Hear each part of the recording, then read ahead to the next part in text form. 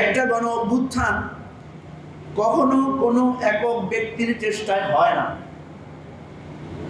যেমনিভাবে একটা রান্না শুধু একটা পদ দিয়ে হয় না, অনেক রকমের পদ, অনেক ধরনের কেমিস্ট্রি সেখানে থাকে। কার কি অবদান, কে কিভাবে ভূমিকা রেখেছে। এই 19 তারিখ সকালে আমি রক্ত দিতে গিয়েছিলাম কোয়ান্টাম ফাউন্ডেশনে। সেদিন সেখানে আমি যারা রক্ত নিচ্ছিল তাদের যে আবেগ, তাদের যে উচ্ছ্বাস দেখেছি, এর মূল্য, এর ইতিহাস কোনোদিন কারোর নাম কি লেখা হবে সেখানে? কেউ কি জানবে তারা সেদিন কিভাবে রক্ত সংগ্রহ করে মানুষকে দিয়েছিল?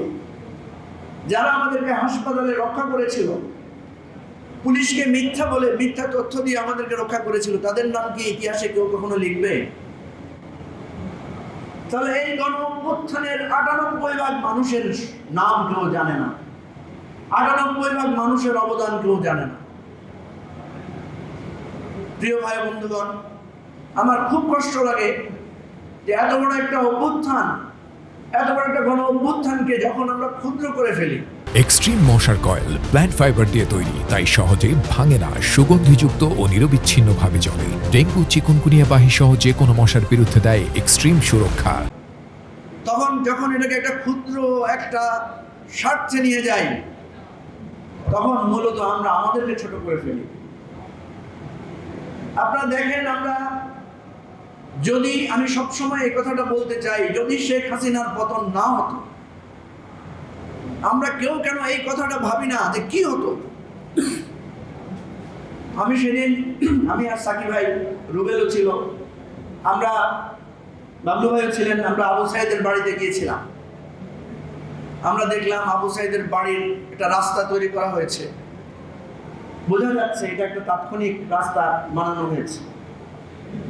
আচ্ছা, চিন্তা করে দেখুন তো, যদি শেখ হাসিনা পতন না হতো, আবু সাইদের পরিবারের বাইরে কি রাস্তা তৈরি করা হতো না? আবু সাইদের বাড়িটা একটা শ্মশান ভূমিতে পরিণত হতো। আবু সাইদকে এই বাংলাদেশের একটা জঙ্গি হিসেবে চিহ্নিত করা হতো। আমাদের শহীদ পরিবার, আহতরা আজকে যে আহাজারি করছেন, এরা কেউ, এদের কাউকে কেউ পরিচয় দিত না যে এরা এই অভ্যুত্থানের শক্তি ছিল।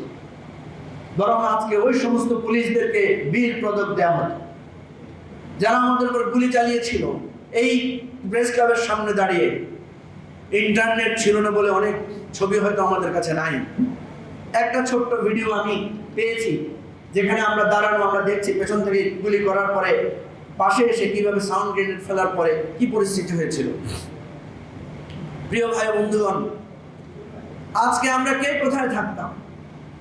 আজকে কোথায় বিএনপি থাকতো, কোথায় জামাত থাকতো, কোথায় গণতন্ত্র মঞ্চ, কোথায় এবি পার্টি, কোথায় নাহিদ, হাসনাত, সার্জিসরা থাকতো? একবার কি কল্পনা করা যায়? কিন্তু আমরা কেউ সেই স্মৃতিটা চারণ করি না, সেই চিন্তাটা করি না। আমরা এখন ভাবছি কার কতটুকু অবদান আর কে কি পেয়েছে। ভাই, শেখ হাসিনা চলে যাওয়ার চাইতে বড় প্রাপ্তি আর কি হতে পারে?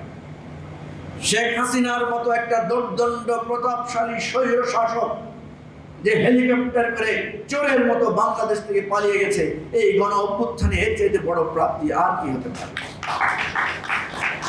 আমি আরো একটা কথা বলি, আরো একটা অর্জন আছে, সেটা হচ্ছে শেখ হাসিনা ভারতে পালাইছে। এটা একটা বড় অর্জন। শেখ হাসিনা যদি অন্য কোথাও যাইতো, আমাদের অর্জনটা এত বেশি হইতো না।